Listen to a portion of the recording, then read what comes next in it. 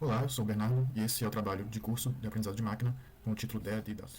A língua alemã é uma língua estruturada desafiadora em comparação ao inglês ou ao português, e aqueles que aprendem ela têm que imediatamente resolver uma tarefa confusa, que é de definir qual é o gênero dos substantivos, que expressa em algumas imagens. Diferente do inglês, que não possui esses gêneros, e no português, que são dois, masculino e feminino, no caso a maçã, o carro, em alemão nós temos três gêneros gramaticais. Então, o der, que é o masculino, o die, feminino, e das, que é o gênero neutro.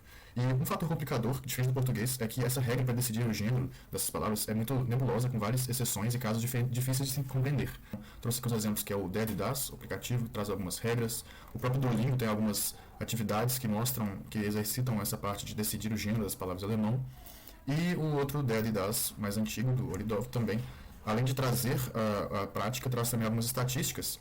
E como podemos ver nesse caso, palavras que terminam com E tipicamente seriam classificadas como femininas, mas mesmo assim existe aqui 10,5% de vezes que esse não é o caso. Aqui, como no caso de café, que termina com E, só que é uma palavra considerada masculina. Então vamos ver o que podemos fazer usando conhecimentos de aprendizado de máquina para atacar esse problema.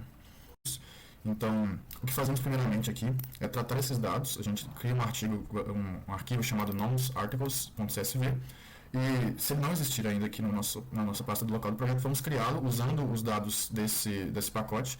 E aqui vamos fazer uma filtragem para palavras que contêm apenas letras, palavras que têm um gênero bem definido ali na base de dados, fazer uma mudança para ser todas letras minúsculas, e vamos colocar uma coluna extra, que são as últimas 6 letras da palavra nesse dataset, o que ajuda bastante na nossa classificação em seguida.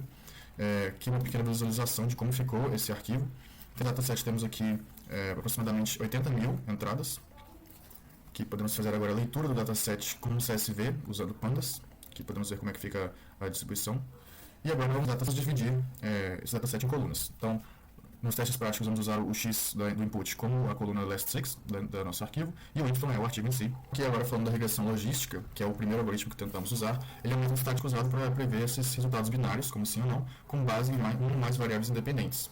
E a gente vai modelá-lo usando o log-odds dos resultados dessas variáveis, que é uma transformação na probabilidade usando a função logística, que transforma os valores de probabilidade do domínio 0 a 1, que é a certeza de ser não ou sim no resultado, no domínio de menos infinito a mais infinito, com o efeito do log, o que ajuda na precisão numérica do algoritmo.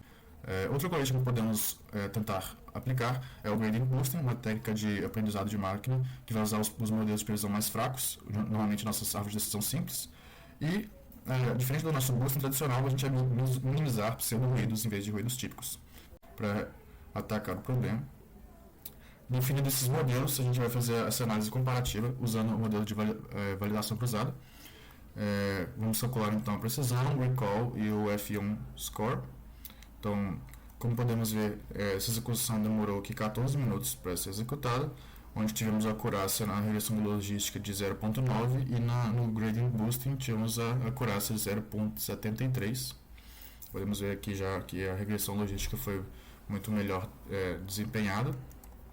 Abaixo podemos ver a comparação da validação cruzada desses dois algoritmos. Podemos ver então aqui que a regressão logística, além de ter mais acurácia, também tem mais precisão. O box plot tem uma área muito pequena aqui perto do plotting dela, enquanto o gradient boosting ficou mais abaixo, indicando menor acurácia e também menor precisão, já que ele tem uma área maior aqui no quadrado. E mais abaixo a matriz de confusão também, que é uma distribuição que mostra na diagonal principal quais foram as classes acertadas aqui na nossa validação, e fora da diagonal principal quais foram os maiores erros. Podemos ver aqui que o maior erro encontrado foi predir masculino, quando na verdade o gênero do substantivo era neutro, que aconteceu em 523 casos. No último caso, a gente pode ver aqui o gráfico da relação entre a precisão recall, e uma ideia que podemos tirar desse gráfico é quanto mais próximo do ponto 1,1, melhor seria essa curva. Então a classe N, que é das palavras neutras em alemão, é a que fica mais distante da curva, mostrando que o algoritmo teve mais dificuldade de trazer uma boa acurácia da decisão para essa classe, enquanto o D, feminino, ficou muito próximo do ponto 1,1, o que indica que ele é mais decidível, ele é mais distinto das outras classes do ponto de vista do algoritmo. Então, espero que tenham gostado da nossa análise. Obrigado pela atenção.